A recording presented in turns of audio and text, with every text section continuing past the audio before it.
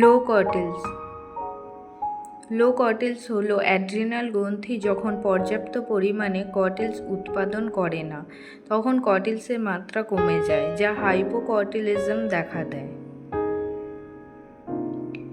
কম কর্টিলসের প্রধান লক্ষণগুলি হল অতিরিক্ত ক্লান্তি, ওজন হ্রাস, নিম্ন রক্তচাপ, পেশির দুর্বলতা, ত্বকের পরিবর্তন, লবণ খাওয়ার ইচ্ছা এসব লক্ষণ দেখা যায়।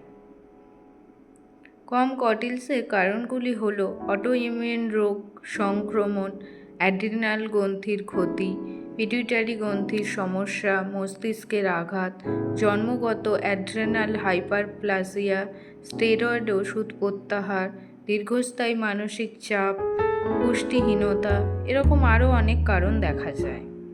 এ সংক্রান্ত সমস্যার জন্য আপনারা আসতে পারেন আমাদের দ্য হোম ফার্টিলিটি ট্রিটমেন্টে।